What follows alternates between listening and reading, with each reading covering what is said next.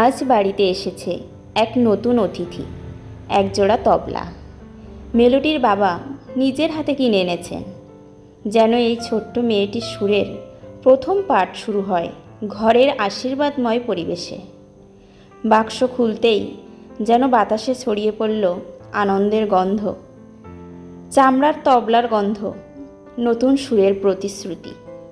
মেলোডির চোখে কৌতূহল, মুখে মিষ্টি হাসি।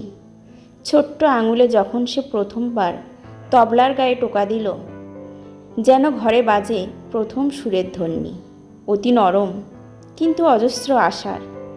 বাবা মা দুজনেই মুগ্ধ হয়ে তাকিয়ে রইল। মনে হলো এই ছোট্ট মুহূর্তই যেন এক নতুন অধ্যায়ের সূচনা। তবলার পাশে বসে মেলোডি হাসছে, হাত দিয়ে বাজিয়ে দেখছে, আর বাবার চোখে ফুটে উঠেছে গর্ব আর ভালোবাসার আলো। এ যেন শুধু একটি বাদ্যযন্ত্র নয়, এ এক আবেগ, এক বন্ধন, এক সুরেলা শুরু, যেখানে মেলোডির শৈশব ছুঁয়ে যাবে সঙ্গীতের মায়াবী ছন্দে।